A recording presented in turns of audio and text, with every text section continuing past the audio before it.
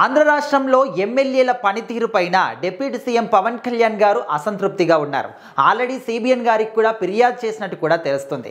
So ముఖ్యంగా ఎమ్మెల్యేలు, మంత్రులు అంటే ఏంటి? ప్రజల కోసం పనిచేయాలి, వాళ్ళకున్నటువంటి సమస్యల్ని తీర్చాలి, వాళ్ళకున్న సమస్యల్ని రాష్ట్ర ప్రభుత్వ దృష్టికి తీసుకురావడానికి వాళ్ళు ఉన్నారు. కానీ ఇప్పుడున్నటువంటి ఎమ్మెల్యేలు ఆ విధంగా కాకుండా ప్రజల సమస్యల్లో కూడా వీళ్ళు తలదూరుస్తున్నారు. ఇంకేమైనా అంటే వీళ్ళే ఆ సమస్యల్ని సృష్టిస్తున్నారు అనే విధంగా నా దృష్టికి అయితే కొన్ని ప్రాబ్లమ్స్ వచ్చాయి. సో అందుకోసం అని చెప్పేసి ఈ మీటింగ్లో నేను దీని గురించి మాట్లాడుతున్నాను. సిబిఎన్ గారు ఖచ్చితంగా దీని గురించి పట్టించుకోవాలి, డెసిషన్ తీసుకోవాలి అని చెప్పేసి అయితే పవన్ కళ్యాణ్ గారు చెప్పడం జరిగింది. సో మరి మనకు తెలుసు, కూటమి ప్రభుత్వం అధికారంలోకి వచ్చినప్పటి నుంచి కూడా అండ్ స్టార్టింగ్ నుంచి సిబిఎన్ గారు చెప్తున్నది ఒకే ఒక్క మాట: మనము ప్రజల కోసం వచ్చాము, ప్రజలు మనల్ని ఓటేసి గెలిపించుకున్నారు, వాళ్ళు పెట్టుకున్న నమ్మకాన్ని మనం నిలబెట్టాలి. అది ఏ పార్టీ వాళ్ళ సంబంధం లేదు. మనం ఇచ్చినటువంటి హామీల, మన రాష్ట్రం యొక్క అభివృద్ధి, ఖచ్చితంగా దాని మీద దృష్టి పెట్టండి, వాళ్ళ సమస్యలు తీర్చడానికి ప్రయత్నించండి. మీరు ఎక్కడికైనా వెళ్ళినప్పుడు ఏదో హంగులు, ఆర్భాటాలు, బ్యాండ్లు, ఎంతో గ్రాండ్ వెల్కమ్లు ఇవి అవసరం లేదు.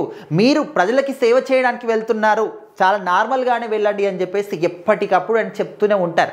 బట్ ఇప్పుడు చూసినటువంటి కొంతమంది ఎమ్మెల్యేలు, అందరూ కూడా కాదు, అది ఏ పార్టీ అని కూడా సంబంధం లేకుండా అందరికి కూడా పవన్ కళ్యాణ్ గారు ఇచ్చిపడేశారు. అది జనసేన, బీజేపీయా, లేకపోతే టీడీపీనా, వైసీపీనా, ఎవరని కాదు, ఎమ్మెల్యే స్థానంలో ఉన్నారు.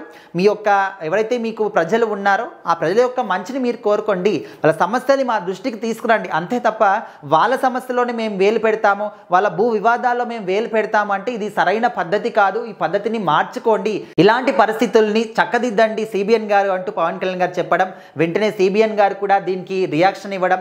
సో ఇక మీదట ఎవరైనా కూడా ఎమ్మెల్యేలు గీత దాటి మరి మీరు ప్రవర్తిస్తే కఠినంగా చర్యలు తీసుకోవాల్సి ఉంటుంది అని చెప్పేసి కూడా, అంటే ఇక్కడ ఎవరైతే ఎమ్మెల్యేలు ఉన్నారో వాళ్ళకు ఎవరికి రెస్పాన్సిబుల్ ఉన్నారో అంటే మంత్రులు. సో మరి మంత్రులు కూడా మీరు దీన్ని ఖచ్చితంగా చాలా చాలా సీరియస్గా తీసుకోవాలి. ఎమ్మెల్యేల పనితీరు ఏ విధంగా ఉంది అని చెప్పేసి మంత్రులు కూడా పట్టించుకొని వాళ్ళని మీరు చక్కదిద్దండి అని చెప్పేసి వాళ్ళకు కూడా దిశానిర్దేశం మన సిబిఎన్ గారు చేయడం జరిగింది.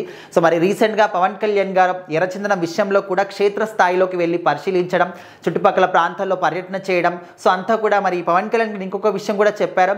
సో కొంతమంది ఎమ్మెల్యేలు ఈ ఎర్రచందనం అక్రమ రవాణా దాంట్లో కూడా మీకు కొంచెం పాత్ర ఉన్నట్టు కూడా నా దృష్టికి వచ్చింది. నేనే స్వయంగా వీడియోలు కూడా తీయడం జరిగింది, వాటిని తొందరలో నేను బయట పెడతాను. సో ఖచ్చితంగా ఎవరైనా ఇక మీద ఇలాంటివి చేయాలనుకుంటే, చేస్తున్నా కూడా వాటిని తక్షణమే ఆపేయడం మంచిది అని చెప్పేసి కూడా వాళ్ళకు డైరెక్ట్గానే ఆయన వార్నింగ్ లాంటిది ఇవ్వడం జరిగింది. ఎందుకంటే ఎర్రచందనం అక్రమ రవాణా అనేది ఎంత పెద్ద నేరం అనేది మనందరికీ కూడా తెలుసు.